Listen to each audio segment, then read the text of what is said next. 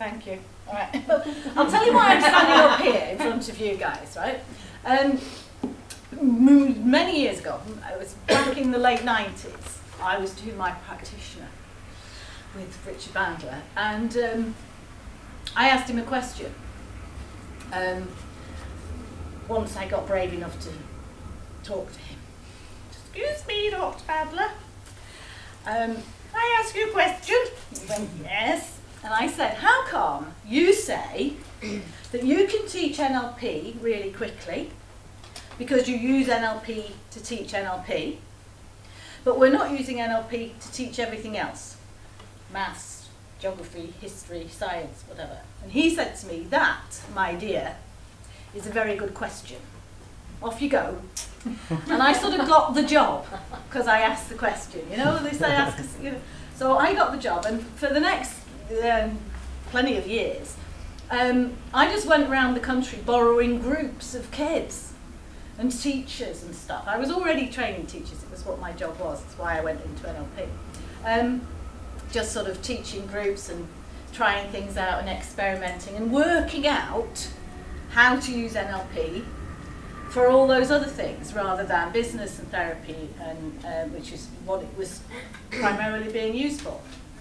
And when I used to go back to courses and say, and people say, how do you use NLP? I say, well, I use NLP to help kids and in teaching and learning. And they honestly used to say to me, why would you want to do that?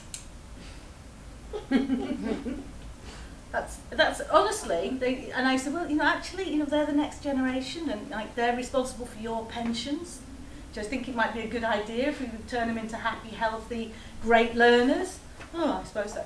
Now, I mean, I think the only thing that I can take a little bit of credit for is that now it's very much accepted that it's a good place to use NLP. So that bit I will take, because I've been banging on doors for many years, and now I think it's fairly acceptable. And Richard's really helped me to promote that area of work. You know, the book came about because I was sitting in the back of his car in Ireland, scared to death, because he just bought this very, very fast car.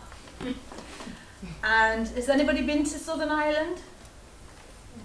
I guess it's probably like, I don't know, this is my fantasy, but I guess it's a bit like the really rural parts of Norway, where the roads are like this big, there's not room for two cars to go past each other.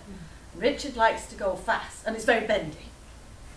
So I'm in this car, we're like accelerating like this, and then braking like this. So to take my mind off it, I'm chattering in the back of the car.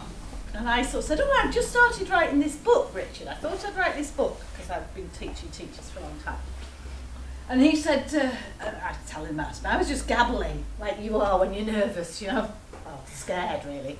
And I'm gabbling, and he suddenly went, what, do you want to write it with me? And of course, mighty mouth, brain not engaged. I go, yeah, that'd be cool. And then, like about half an hour later, I went, oh shit. I was like, what have I let myself in for? So that's how the book came.